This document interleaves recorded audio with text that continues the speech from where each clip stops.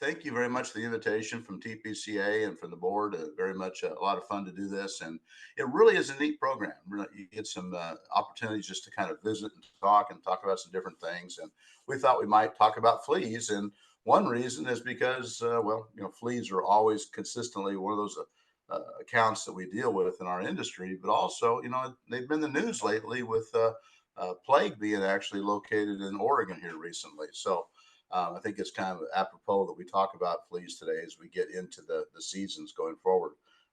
Here's my contact information, and Ronnie Holder, my compadre. Many of us know Ronnie too. There's our cell phones and then also our emails. If we can be of service, please just reach out. I got a little bit of stuff in my head, no big deal, but it might sound a little nasal today, but I apologize for that. And if I do go on mute real quick because of a cough, that'll be the reason why, right? Um, yeah, that little safety moment. We are entering the season. I mean, it's hard to believe, right? It's February, and yet we're talking 75, pushing 80 this week, or even a little more than 80 as you go farther south. And I'm seeing a lot of insects, a lot of, as you drive in, they do the windshield type look where you always have to clean your windshield, right? We're starting to see quite a few out. So we're not too far from mosquitoes and then, of course, ticks and other public health pests. And, fleas are public health pests. So this is kind of an apropos safety moment. But, as we get into the season, think about your technicians, yourselves, and you're out there doing the work and make sure you're protecting yourself from these vectors of diseases, right? Whether it's ticks, mosquitoes, fleas, whatever they might be, it's important that you protect yourselves. It starts with the uniform. It starts wearing the proper PPE. Certainly, things like DEET can make a big difference, both on the clothes as well as on your arms and leg and on the back of your neck, that kind of thing too. So it's important to be careful with that. And of course, what's really neat about what we're talking about today is, in our business, we're providing control strategies to manage public health pests like mosquitoes, like ticks, like fleas. And I think it's a fantastic service that we all do.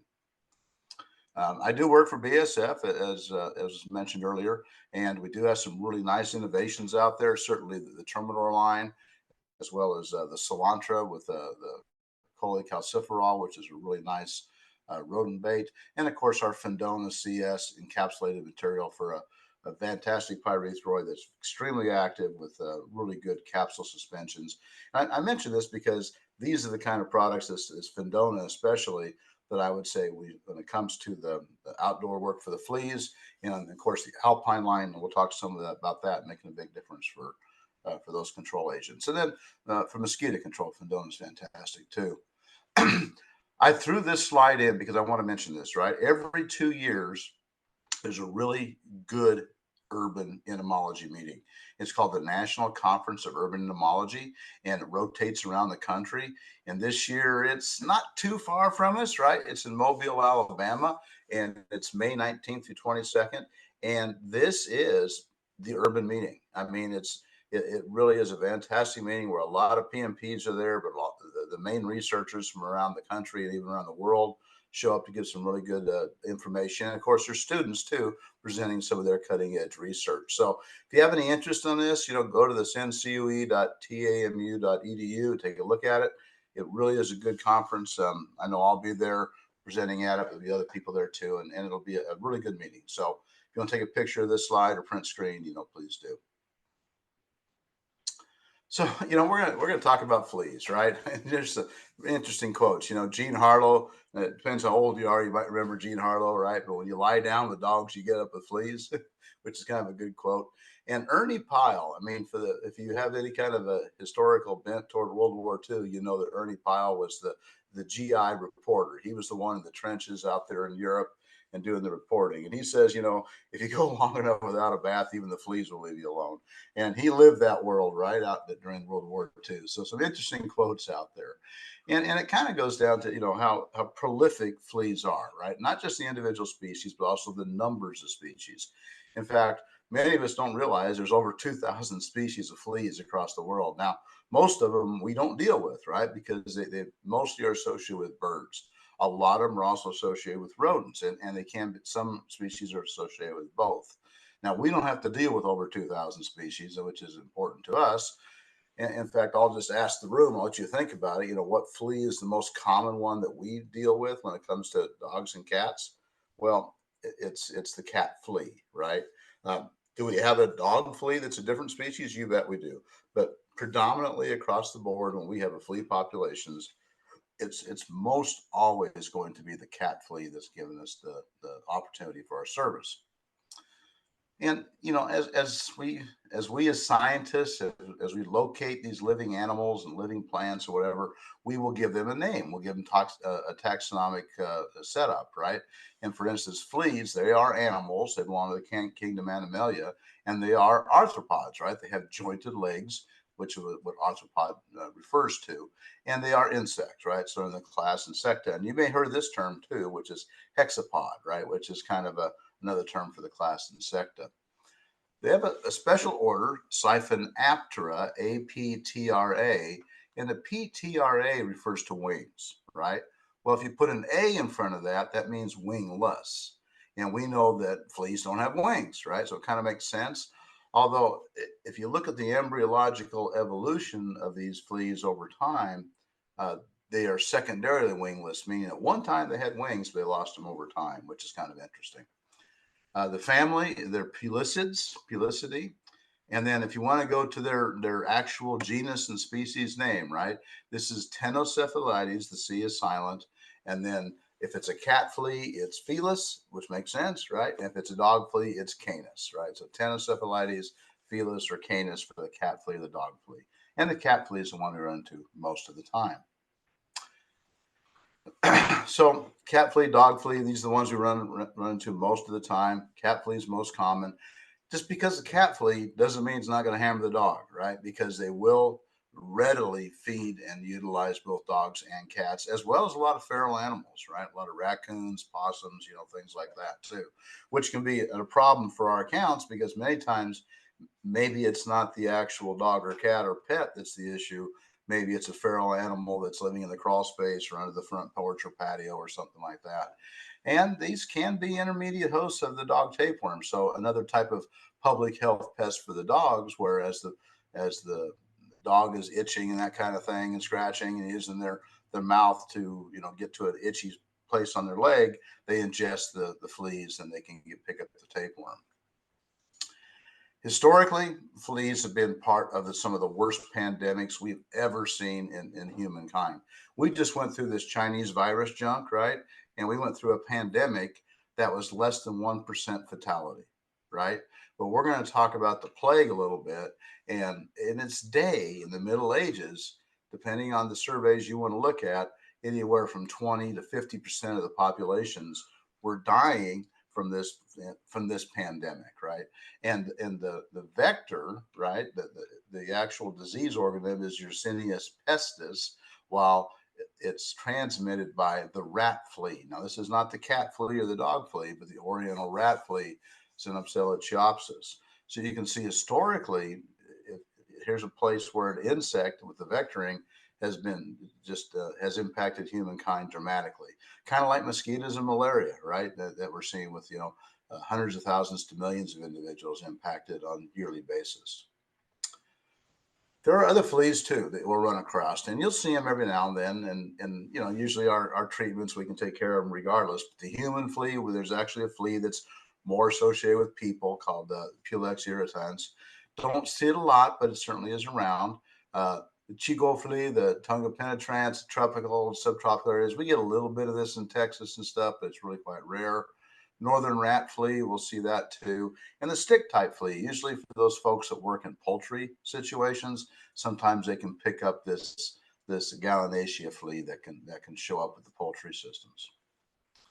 So I mentioned they're public health pests, right? It isn't just because they can transmit diseases, but also, if you have a large population of fleas that are feeding on a dog or a cat or even a person, you can certainly get irritation. You can get these pustules. You can even get anemia with the blood loss if it's very severe, and a lot of discomfort. And of course, if you got a lot of itching and that type of thing, and folks or dogs or cats are scratching these things, they create an open wound. Well, now you could have secondary infections, right? So it all kind of rolls together. I'm a bug doctor. I'm not a medical doctor. So If there's any questions about what to do from a medical side, certainly check your personal physician. But usually things like oral antihistamines can help reduce the itching, which that will reduce the scratching, which reduces the secondary infections. Corticosteroids, there's some creams and things like that that can be used to help with those lesions. That can be used too. And if secondary infections are a concern, then there are antibiotics that can be used and or prescribed. So again, public health pests, fleas transmit diseases, both people, pets. Typhus is one that we see, and I'll show you some data on that in a second. Tapeworms, I already mentioned. There's some other diseases too. And look at this, just one flea can consume 15 times its body weight in blood daily. Okay, well, think about that account you walked into where you had thousands and thousands of fleas that were jumping on your legs, right? And you think about a small dog or maybe an individual or whatever that's consistently getting fed on by these fleas. It could lead to some really concerns. Here's a picture of Xenopsilochyopsis, the in a rat flea, and it's got the blood, and this is the one that carries the Pestis, City of Pestis, which is the bacterium that's from the Black Plague. So if you want to take a picture of this slide, please do.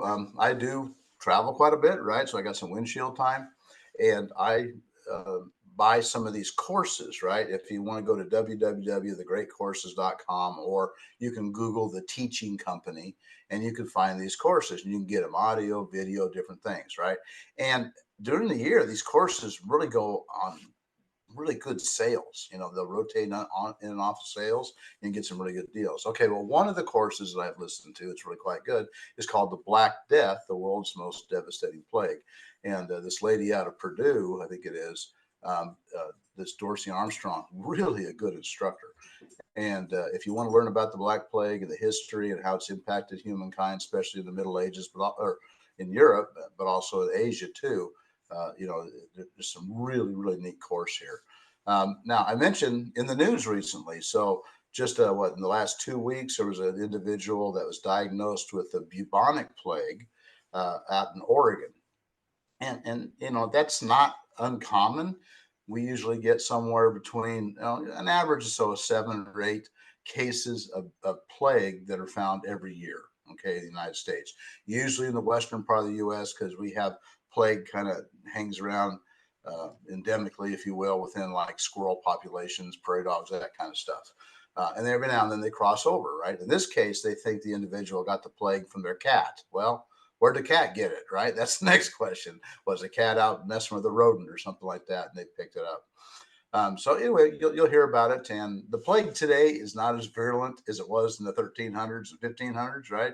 And you can see, the major impact, 25 to 50% die off. I mean, that's just massive. Like I said, when we went through a pandemic, we shut down the entire world because less than 1% of the people were passing away. And people passing away is horrible. But 25 to 50%, my gosh, right? We also have typhus that's being transmitted, right? And it can be transmitted from rat to rat, but it can all go from rats to people, and the fleas can help transmit this. And I'll show you some data out of Oklahoma showing that we have reservoirs of typhus around us that are really a concern. And you can see the symptomology, high fevers, headaches, malaise, vomiting. It can be fatal, yeah, but usually it's caught and treated, and folks can do quite well. But still, if it's really severe and the person interacts poorly and they don't get medical treatment, it can be a major concern. So here's this Oklahoma paper, and this is from Dr. Noden and his group out of Oklahoma State. And what they did is they went ahead and they looked at populations of fleas that were in the Tulsa and Oklahoma City areas.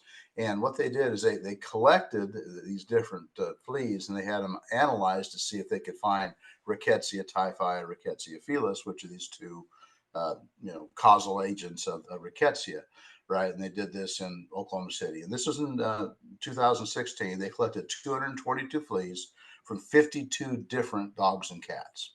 And this is, like I say, Tulsa, Oklahoma City areas.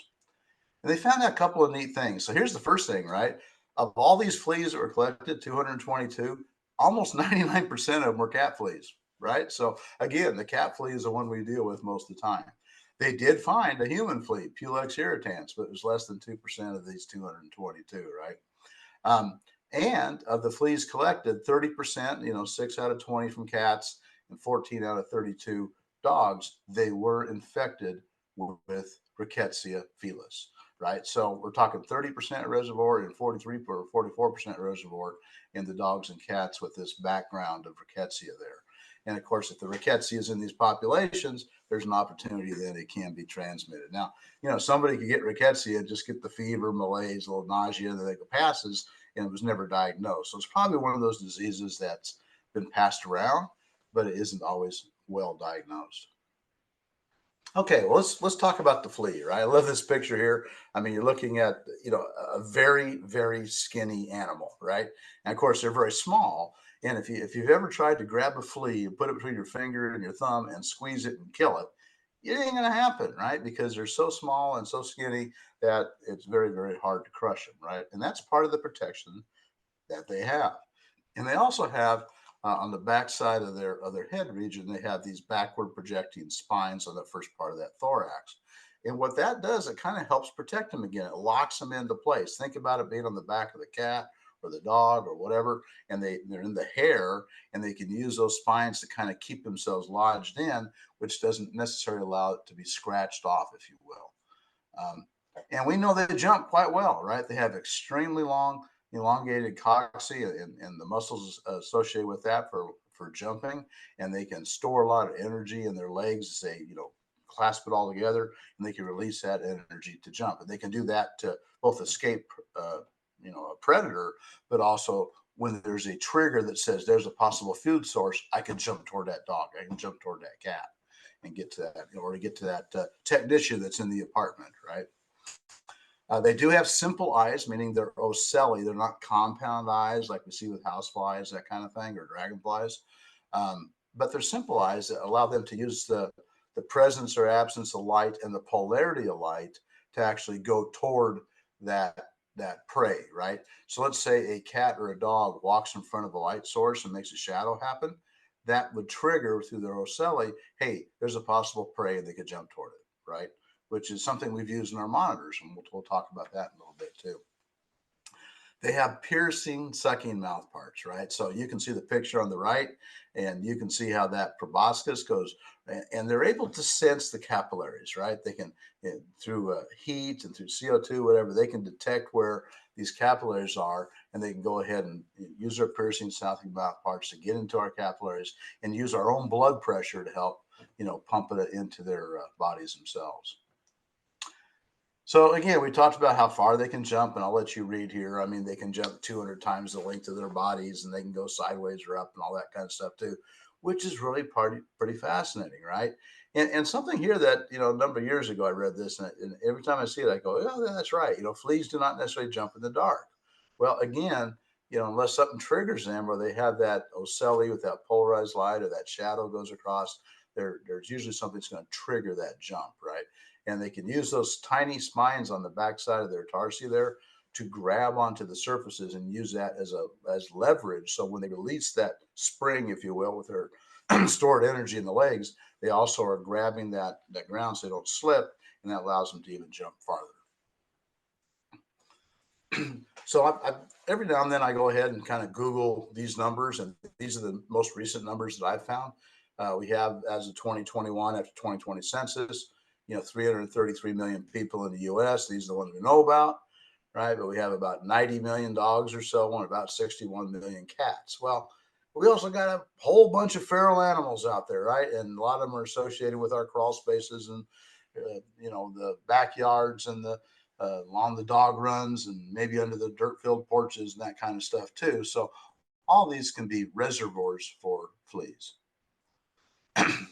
And it's really important that we as professionals, we have to know this life cycle, right? So if you want to take a picture of this screen or whatever, please do.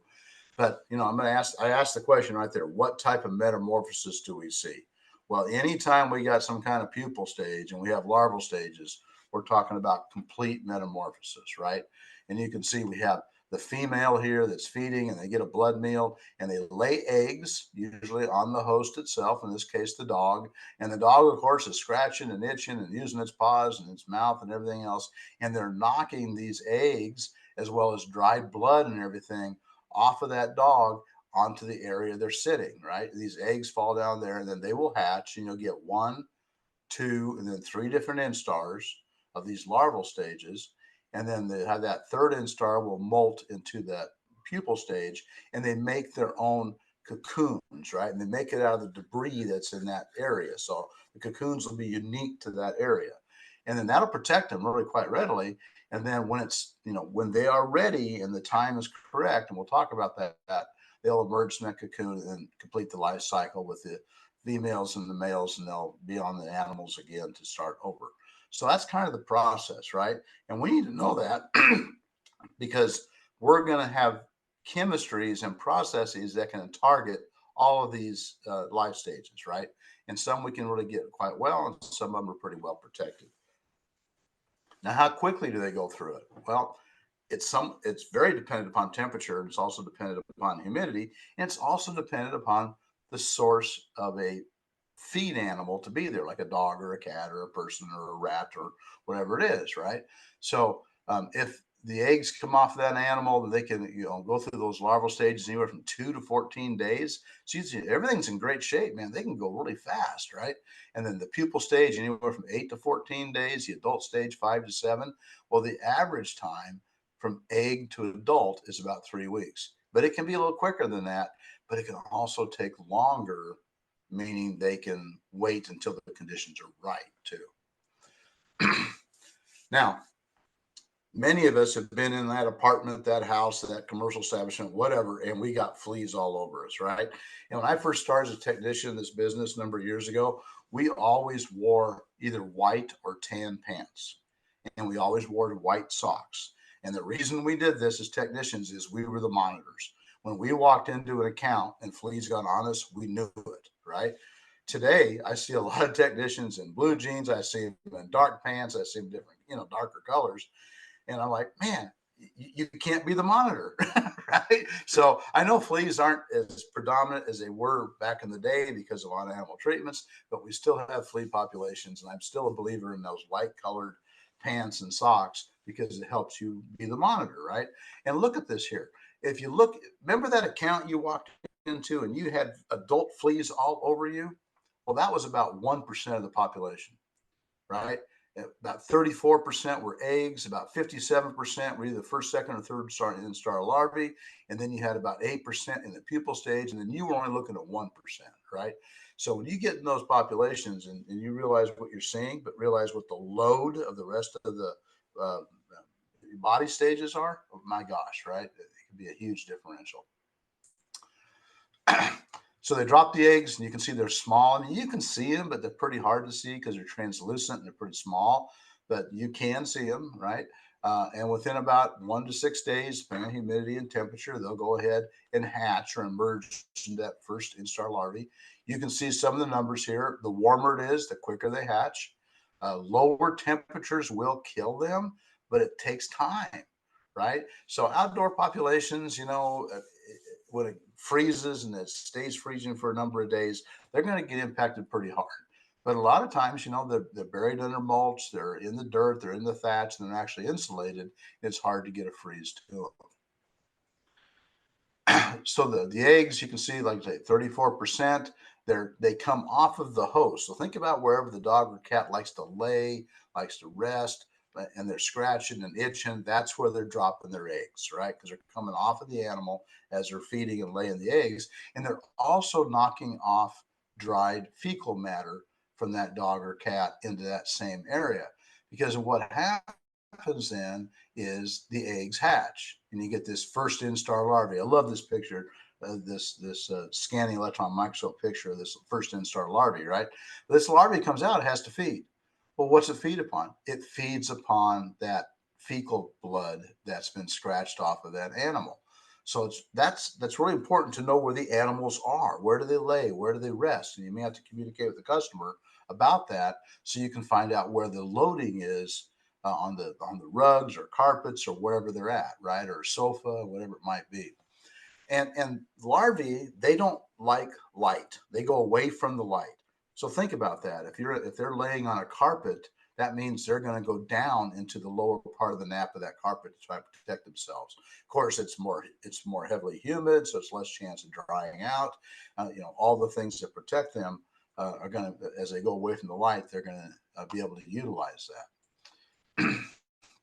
Outside, I'm just going to mention this. Outside, we'll talk about this later, but always think about when you do your treatments outside, where's the shaded areas. They don't like that open sun so much. They dry out quite easily. Again, about 57% of all this population is going to be in one of these three instars or the larval stages, right? And they can crawl around. They will look around for food, and as they get their food, they're going to go ahead and then molt into that next instar until finally they can get to that pupal stage.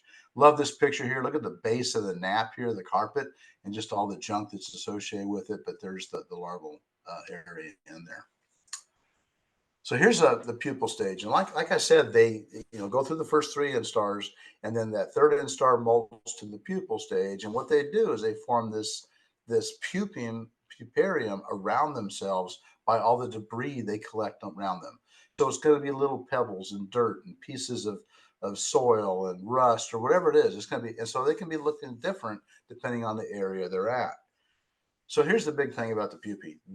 There's a living, breathing animal in there, right? CO2 is coming out, oxygen's coming in. They're going through a lot of metabolism here as they get into the molting, get ready to become an adult.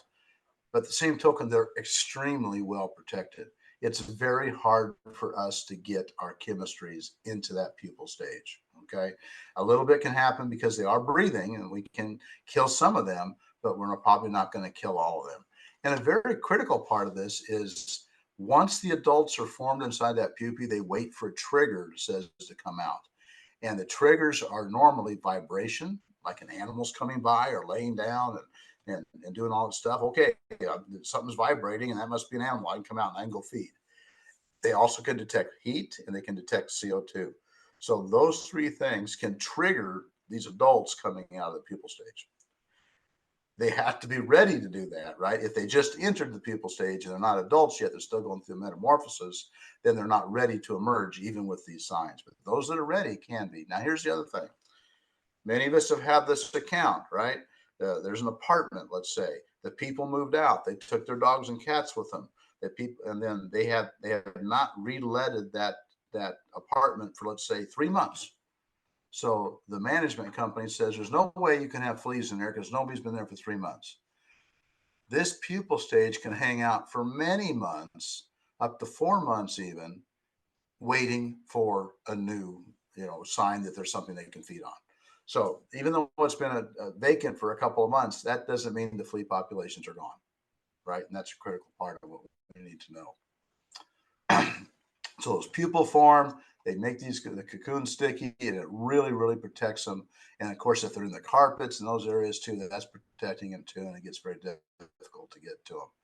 So again, adult fleas, what you see about 1% of the population, about 50 days from egg to adult, and it can be quicker than that or a little bit longer, depending on what's going on. And of course, the larvae are repelled by light. So then that adult comes out of the puparium, and what's it do? Well, it's looking for its first blood meal. I mean, it has to be a fed flea so it can start creating eggs or do its reproduction, right?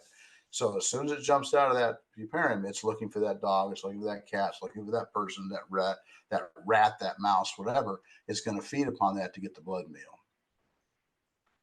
So the average time about 3 weeks, right? So you can see how the populations can get large fast, especially if there's dogs and cats and all that kind of stuff.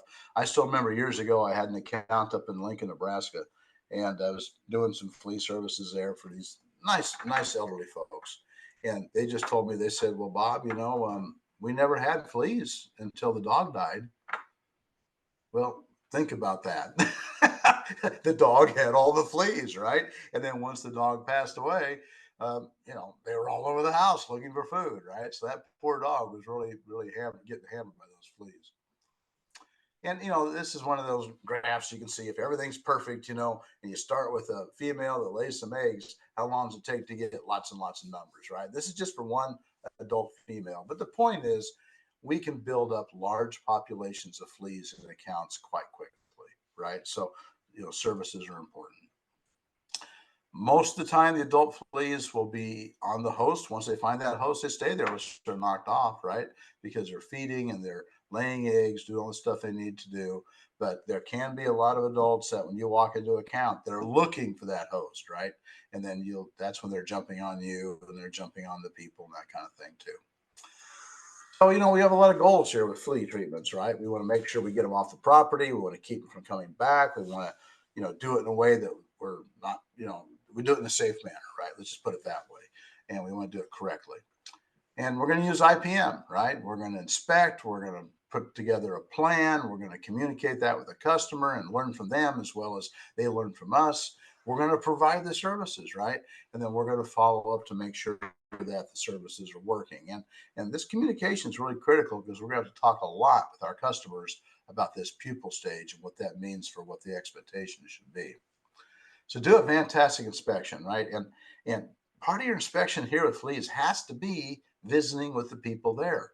Let's just say it's a residential account. Okay, well, they're going to know where the dogs and cats like to lay, where they rest, where they sleep. Do they hang out in the middle of the summer on the shady side of the house, or are the outdoor dogs, indoor dogs, both, right? Because remember, the loading of fleas is going to be greatest in the areas they rest and sit and that kind of stuff. So if they have those areas they like to rest and sit, we need to find out what they are because we need to make sure we get our treatments in those areas. Find those hot spots. Really, really important part of our inspection process. Outside, where do they like to hang out in the outside? If it's the middle of summer, it's probably in the shade. It's probably under a tree. It's on the north side of the house that's under the shade. And they move some dirt and mulch and that kind of thing, and they're laying there. Well, hey, that's in there. And maybe they throw an old piece of welcome mat down or carpet, and that's where they like to sleep and that kind of thing too. Cutting the lawn can help, removing debris, but our outdoor treatments, which can really, really help, should be focused in those shady areas. Look at these pictures here. I mean, if this is where these cats like to hang out, if you don't catch the cat there or you don't have a customer tell you this, you're not going to have any idea that the closet here might be the hottest spot we need to check out, right? Or associated with some of these carpets or throw rugs, right? So really, really important to find out where they're hanging out. So probably the biggest change in flea services from back in the 70s, 80s, and even 90s and to today is the fact that the on-animal treatments came in. Back before on-animal treatments, what we had was flea and tick shampoos, right? And everybody would shampoo their dogs and cats, and it helped, right? You had permethrin in there and stuff, and it would kill some fleas and that kind of thing. Well, it really changed the landscape when the veterinarians had the on-animal treatments, right? And so part of our recommendation is, let's have a Frontline Plus or something akin to that utilized as part of it. Now, I'm not saying you would do this as a provider. Now, you could actually have this material available for purchase. I think you could do that. But I think either a vet could do it, a grooming parlor, or the owner of the animal should do the Frontline Plus or other on-animal treatments. And these work really well. I mean, I was mentioning with Jamie that this active ingredient in Frontline, that is our fipronil. That's the same fipronil we use in Termidor, but we actually sell it to Muriel, and they put it in a very special formulation. And that's what they utilize for the treatments of the dogs and cats. I say that because if you put Termidor in a dog or cat, number one, it's off label. And number two, it won't work very well because it's the wrong formulation. Okay, it just doesn't do the job. It has to have the right formulation. But this is a fantastic treatment strategy that should be part of your recommendation. And if you don't have a preparation checklist you can go down with the customer, I would suggest getting one. You can Google these. There's quite a few on. I think Truman Scientific Guide to Pest Operations has one. Take a picture of this. You can start with something like this. You're certainly welcome to. But here's a checklist of things you can do. Now, I remember when I worked with Bobby Jenkins' group at ABC back in the 90s, at that time, we had two different flea services, right? One of them was we would vacuum. So we charge more for it as part of our labor, right? And another one was, well, they would vacuum, right? And then of course, we do the treatments too. But we had a differential there on the vacuuming, and we'll talk about why vacuuming is so important. In fact, we'll talk about it right now, right? First of all, when you do a really good vacuum, you have a good vacuum source, I mean, a good tool, right? You're lifting the nap, you're lifting the carpet fibers, which is then allowing for the insecticide to have better penetration down to it. Because remember, the larvae go deep, right? They don't like light, so they're going deeper. So lifting those carpet fibers can really help. Now, are we going to pick up some eggs and some larvae and some cocoons and some pupae and some adults? Yeah, they're going to be picked up, right? And that's important because we want to make sure that that bag and that vacuum is taken out of that account. If it's a bagless vacuum, then that needs to be cleaned and taken care of. Otherwise, fleas can come out of that vacuum when you put it back in the closet or whatever.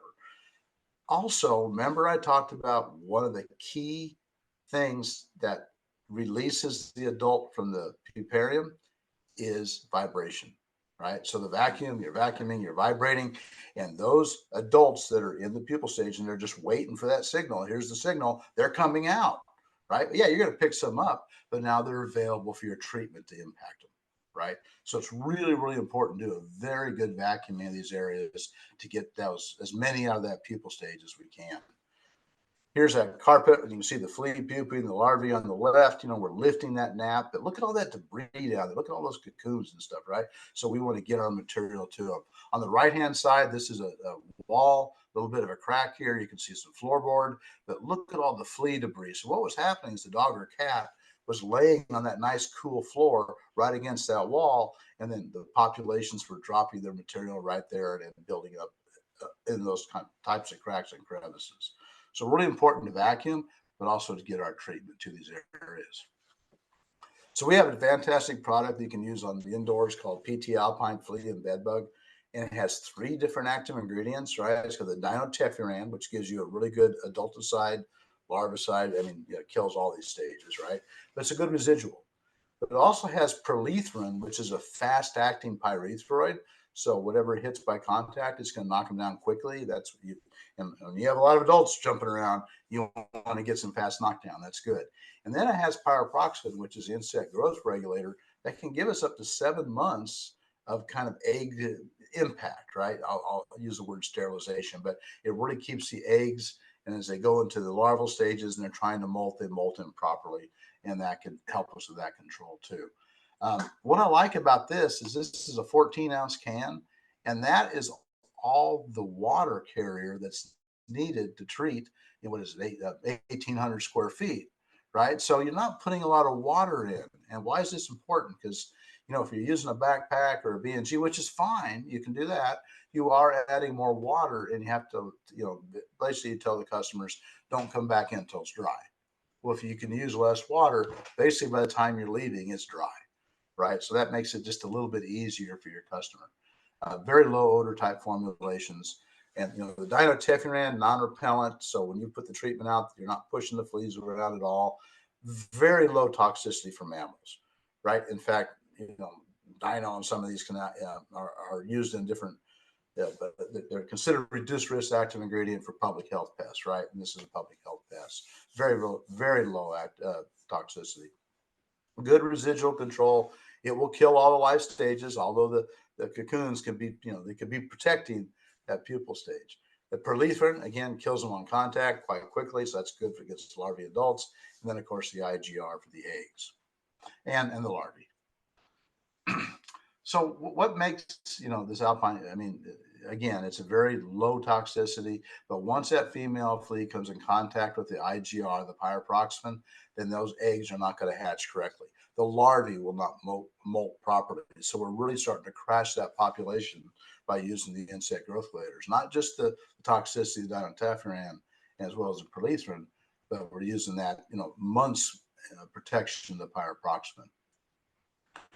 This is kind of an interesting chart, right? This is 3 different IGRs, and then the yellow bar is untreated control, but the pyriproxyfen is the green bar, and this is 1 out to 7 months. It's showing you the mortality of those individuals as they go through the molt and they molt improperly, and you can see the pyriproxyfen has very long-term control. We're talking anywhere from 80 to 100% through 7 months. So, really a good part of our control strategy.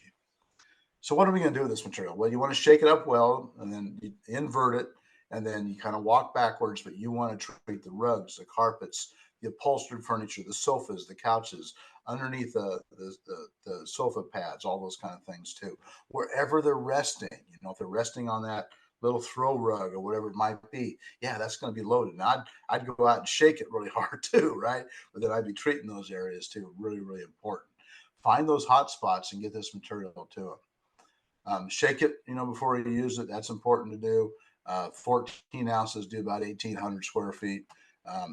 And you're going to see these adult fleas, but I mean, just do your treatment and be very thorough with it and get those populations where they're going to crash with this treatment. So yeah, 1,800 square feet with this 14-ounce can is what we got going. It kills fleas that are there, but it will help prevent new infestations from taking off because of that pyriproxyfen. And the dinotefuran will hang around for 30 to 40 days too, which is really, really quite good too. Okay. Shake it, 1,800 square feet. And this is what I kind of do. I like to walk backwards. I like to do it at an angle. And depending how tall you are, you want to get about a yardstick height above the ground. And then as you walk backwards, don't trip on things, right? But go ahead and put this out in a nice, even manner to let the active ingredient work. Let's see if I can get this video running here. All right.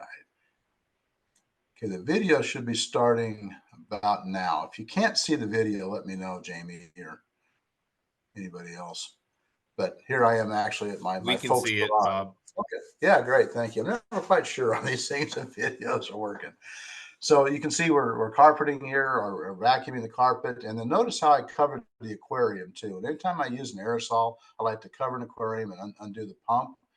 Not that I think it's going to suck in a lot of it, but if any fish floats, I'm going to say I took care of it. I mean, I made sure it wasn't, my treatment that was causing an issue. And notice how I did the underside as well as the top of these cushions too. Animals love to get on the couches and or not armors, but footstools and things like that, right? So really important to do. So your square footage, the 1,800 square footage, should also include, the sofas and the cushions and things like that too. But it doesn't take much, right? You're just getting a nice even treatment and a good covering. You got the IGR, you got the non-repellent, the perlethrin's there to give you a quick knockdown. The perlethrin then goes away, and the dinotefuran, the IGR stay behind. They're both being non-repellent chemistries. Okay, just kind of give you an idea of how I do it, right? But whatever works best for you. Get those room edges under and around the furniture. Sometimes dogs and cats like to get under these couches and beds and stuff like that too. So it's really, really important to get into those areas. There's some really good tools out there, but I can say if you look at the data, the PT Alpine flea and bed bug is just, again, a little bit better than most of the other tools out there that I'm aware of. And that's on the front end for that first day, but also out to, here we are 30 days out with the data here. So good residual control. And that 14-ounce can gives you some pretty good value on that too. And pretty quick too on the front end, which is really nice because you will knock those fleas down fast. Cover those aquariums, fish bowls. I take birds out of the area. Anytime I'm doing a treatment, I'm going to take the birds out, have them in a different room or whatever. And this is not an on-animal treatment, right? There are different on-animal treatments like the Frontline Plus. That's not what PT Alpine Flea or Alpine WSG, they're not direct on-animal treatments. Definitely got a hot spot here. I'm going to get some material underneath that doghouse. I'm going to maybe get some in that doghouse, and I might even find if there's some bedding in there that's really nasty. Maybe we'll throw it away, right? And then vacuum and clean out the best we can, then do the treatment. But if they want to keep the bedding, maybe it can be washed and cleaned, that kind of thing too. Fendona, I mentioned that earlier. Our capsule suspension has some really good control on fleas. So when you hit them directly, it's going to have very good control. And the capsule suspension going to give us some good residual. This is what I would probably look at for some outdoor treatments along with the Alpine WSG. And I'd do that, I'd probably do the 1 ounce because I want to make sure I have a really good loading to get me my best residual. And I would get those areas where outdoors, those shady areas where the animals hang out. And it could be where they're resting, they're hanging out in the shade, they're under the trees, they're against that shady side of the house in the middle of the summer, keep them cool. That's where I'd want to get it. And remember, the larvae like to go deep. So if they're hanging out on mulch and things like that, I might even use some extra water, right? Instead of just painting the top, I might take that 1 ounce and maybe mix it in with 5 gallons of water and then penetrate that 1,000 square foot and let it go deep to where that larvae might have migrated to, right? So you're kind of going after them, and that's kind of nice to do when they're outside. Alpine WSG. Now, this does not have the IGR, but you can add the IGR to it if you want to add Archer, Nylar to it. You could, right? And then at 10 grams per gallon, so many of you have used WSG, it dissolves, it doesn't suspend, it dissolves in your water profile. Put it in your backpack or your hand compressed sprayer, your B&G, and then go ahead and treat those carpets and cushions and all that. Now, you're going to have a little bit more water here, so you have to ask customers to stay on until it dries, right? You can certainly do that, but this is a good way to do a very thorough treatment if you don't want to use the aerosol approach. And this works fantastic too. Just puts more water out. But you're basically treating those same areas we just talked about. Okay. Outdoor, you can also use the WSG. Again, that shaded areas. But think about those yards, porches, those patios. Feral animals can get into there, but also the pet owners' pets can get under there, right? So that could be an issue too, because they're looking for those shady areas. Lawn furniture, lawn ornaments. My dog loves to sit in the sling on my back patio, right? Well, that's a great spot to do a treatment, right on that sling chair. Okay, so that's a good, important spot to look at. Okay. Resistance. Can we have resistance in fleas? And the answer is yes. There's been some work done by Nancy Hinkle and Phil Kaler and some other folks, and they've been able to see resistance, but it's been hard to tabulate and to find, right? And I've heard lots of people say, well, the on-animal treatments are starting to have resistance. And that might be true, but the data that I've seen so far isn't supporting it. I do think there's a lot of people that don't apply it as often as they should to the animals, the on-animal treatments, that is, and they probably don't do it correctly. Okay, and that might be an issue too. And then they say, "Oh, the stuff isn't working; must be resistant," right? Well, I think it's probably a lot of application error. And I'll tell you why I say this, but can resistance occur? And the answer is yes, right? So I do think having these multiple chemistries together, like the IGR, and then a neonicotinoid and a pyrethroid in one treatment, that's a resistance buster, right? Because it's very hard to become resistant to only one tactic if you got three tactics in place. But the way resistance can occur, let's say you're using one product in your material, you treat this population, but these here with this certain gene are resistant, right? Well, they're the ones that are going to live and they're the ones that are going to reproduce. So over time and generations, their future young may be predominantly resistant to this chemistry. So what can we do? Well, we can use combination chemistries. That helps a lot. Okay. So it's hard to have both genes. Okay. It can happen, but it's harder to do. And if you have three of them with that IGR, it really helps bust it too. And we mentioned this earlier. I mean, they can build populations fast because of their quick generation time, the number of eggs they kick out, and such, right? And we call that R strategists. Well, R strategists, because they have quick populations and large numbers, and they can do it in fast generation times, they're the ones that have a tendency to build resistance. That's why we see it in German cockroaches. We see resistance in houseflies. We see resistance in mosquitoes because they build population numbers fast and they have their generations happen quickly, right? So there was some work done. I'm going to show you this. This is on ticks. This is some of the newer data I've seen, right? And this was out of Florida. You might recognize Faith Oy. And actually, Phil Kaufman, he was at Florida, but he's now department head here at Texas A&M. And this is some work they did. And what they did is they did this with ticks. And they went out and collected populations of ticks that were problematic. People were having trouble killing. And they did this in Texas and Florida. And then they tested them for resistance to permethrin and resistance to fipronil. Okay, fipronil would be in Frontline Plus, right? And permethrin is in a lot of these shampoos, right? These on-animal shampoos. And they wanted to see, is there resistance? So what did they find? And if you look here on the left-hand side, that's permethrin. Now, when I went to grad school and took the toxicology courses, right, if you had a resistance ratio of 10 or less, that really wasn't considered resistance. In other words, if it took 5 times more to kill something, it would have a resistance ratio of 5, right? But 10 or less, it was like maybe a problem, maybe more like tolerance. But once you got more than 10, it's like, okay, we're starting to see resistance. Here, this Palm Beach, Florida population, it was taking 30 times more permethrin to kill. Well, look at this one here. It was taking 115 times more permethrin to kill. Okay.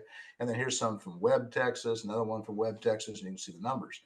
But look over here at Fipronil, right? Fascinating. And this is why I say the data is not really showing the resistance yet with the on-animal treatments, but everything here is like under 5.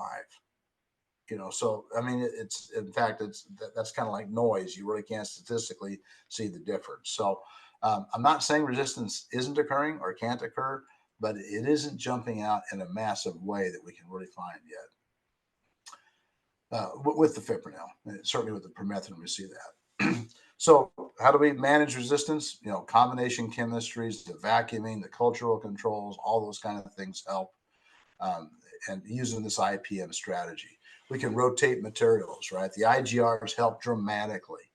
Dusting, vacuuming, sanitation, all those things can help too. The on-animal treatments, huge for this, as well as our on-site treatments. Okay, a couple of questions. What's the most common flea associated with cats and dogs in the U.S.? I went through that quite a bit in the beginning, but certainly it's the cat flea, right? The cat flea. On average, what's the time required for development from egg to adult? Knowing, I'm asking about an average because it can be faster or slower. And remember, our answer was about 3 weeks, right? 3 weeks. Which of the following diseases or organisms have been transmitted to humans by fleas? Typhus, tapeworms, black plague, and well, the answer is really all of the above. It's happened. Even tapeworms have gotten into the humans with the fleas. What type of metamorphosis do fleas exhibit? Really critical question, right? And the answer is complete. And then the next question is, okay, with complete metamorphosis, here's our life stages. What stage is represented the most in an account with these fleas? Is it the egg stage, larval stage, pupal stage, or the adult? And the answer is the larval stage, right? Because remember, there's 3 different larval instars. So, about 57% of the population, about 60%, I will say, is in that stage. Of all these stages, which one's the hardest to kill, right? And definitely, by far, it's going to be that pupal stage. Now, I didn't focus on this enough, so I'm going to take just a second to mention it. When you're doing your communication with your customers, you have to let them know, and this is a really good term to use. You can talk to them about the pupal window, okay? And that is, I'm going to do a fantastic treatment today. We're going to vacuum. You're going to vacuum, whatever it is. We're going to work together. I'm going to do a fantastic treatment. We're going to kill a whole bunch of fleas. We're going to kill adults. We're going to kill larvae. The IGR is coming in place. I'm even going to kill some pupae, but a lot of the pupae are protected. And we know that because of their metamorphosis, about 7 to 10 days from now, we're going to have a lot of them emerge from their pupal chamber. And that's what I call the pupal window, right? So 7 to 10 days from now, Mr. and Mrs. Jones, we're going to see fleas. My treatment's here. It's going to intercept them. It's going to impact them, but you're going to see adult fleas come out. So set that expectation with them. Let them know. Tell them to keep vacuuming. Tell them to keep throwing that vacuum bag out. In fact, they should take the vacuum bag out of the vacuum and unvacuum. They should put that inside a Ziploc bag. You seal it and throw it in the trash. If it's a bagless vacuum, then they should take, I hate to recommend that they use insecticides, but that would be one place where they could take the Raid insecticide and treat inside that vacuum a little bit, right? And it needs to be washed out and clean. It's better if they have a bag vacuum. That way you can throw away the bag. But that pupal window is a really important communication to have with your customer. So you bring them into play with you and say, hey, it's going to happen 7 to 10 days from now. Look at all these fleas we're seeing today. We know those pupae, they're going to be emerging, right? So let's be ready for it. Which of the following items are an important part of a checklist that the occupant owner needs to follow for effective flea services? Clear the carpeted floors, mop wood, vinyl, and tile floors, provide or have done by the vet on animal treatments, hot water wash or destroy and remove all pet bedding materials, or maybe all of the above. Well, hey, they all sound pretty good, right? And that can be part of that preparation checklist. Which of the following events should not be done when using a vacuum as part of the flea service protocol? Vacuum sleeping areas, vacuum carpets and rugs thoroughly, vacuum furniture. When vacuuming is completed, immediately store that thing in the closet, leave it there, right? Well, probably not, right? We need to get that bag out of there. We need to clean it, take care of it, because we don't want adult fleas emerging from the vacuum. All right, this is a little tougher, right? So PT Alpine Flea and Bed Bug, I told you, has 3 different active ingredients. One of them is the residual, one of them is the insect growth regulator, and one's the knockdown agent. Okay, quick knockdown. So is this correct? Dinotefuran is the adulticide, pyriproxine is the IGR, perlethin's knockdown. Or is this correct? Or is this correct? Or is this correct? All right, well, I guess the best way to say, if you remember the IGR is pyriproxine, the only one that could be correct is number 1, right? And that is true. So dinotefuran is the adulticide, pyriproxine is the IGR. Perlethin is also kind of an adulticide, but it's not residual. It gets the job done, kills a bunch of fleas, and goes away. Okay, you got a 14-ounce can. You know, how many square foot is that it will treat? It's 1838, and that includes all the surfaces treated, not just the flooring, right? And don't just focus on the carpets, right? I've seen a lot of dogs and cats, especially in the summer, they like to lay on that cool concrete in the garage, or that right against the wall, or that cool linoleum or something like that. So you can do a little treatment in those areas too. So that can be important. All right. I can see everybody on the gallery screen, and there you go. That's what you look like out there. I think I've done I think the LD50 of Dr. Bob has been reached, so I'm going to stop right there. And I'll go back to the front, and there's my contact information. And yeah, any comments or questions, dialogue? Yeah. So we do have a couple questions in the question box, and you may have answered these already, but I'm just going to ask them. Um, let's see. Do hard surfaces of home interiors need to be treated like tile and hardwoods? I like to, especially if the animals are laying on them. I might, if you're using an aerosol, I might check a little area first to make sure the varnish isn't impacted or whatever. But the nice thing about almost all the technologies we're using today, most of them are all water based. So if water doesn't hurt these things, then you ought to be in good shape.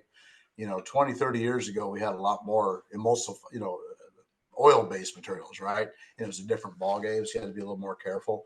But yeah, again, where are the animals laying, right? And even though it's a hardwood or whatever flooring, it's coming to the walls, and they lay against the walls, and you get that flea debris back under there.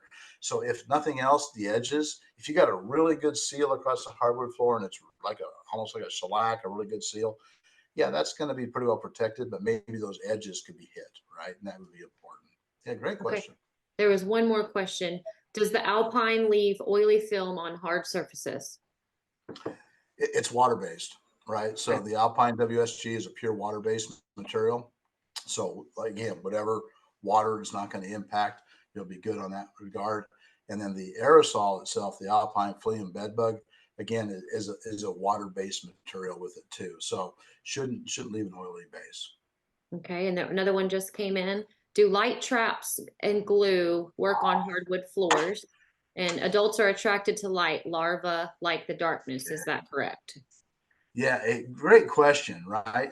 And I didn't mention this, and I remember back in the 90s, right? And many of us remember Whitmire, and I think SC Johnson still makes some of these, right? But there used to be these flea traps, and they were glue boards, and they were a yellow or a greenish glue board, right? And then they had a light behind them. And then what would happen is, in fact, a lot of work was done at Kansas State University. Where they're looking at different wavelengths of light, and they found out that this green yellow light was the one that attracted the adult fleas the most, right? So you'd set up these little glue boards in the apartments or the houses to find out where the hot spots were. And then what would happen is the glue board, the light would go off and then come back on to simulate like a dog or cat walked in front of it, right? Mhm. And those, and then the fleas would jump out and get caught on the glue board, and they really worked. And I wish I still had the pictures, but I used to have pictures of these glue boards just loaded with adult fleas, right?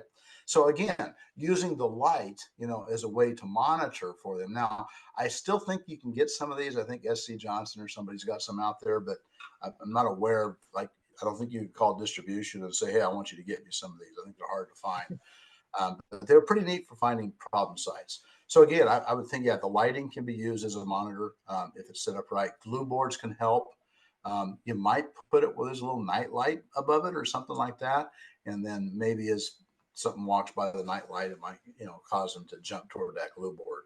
But again, the one thing about glue boards, though, even though I collected thousands and thousands of fleas on glue boards, they're not going to get rid of the population. They really are just something to say, this is the room where I'm having most of the problems or whatever it is, right? So I really need to have a great treatment.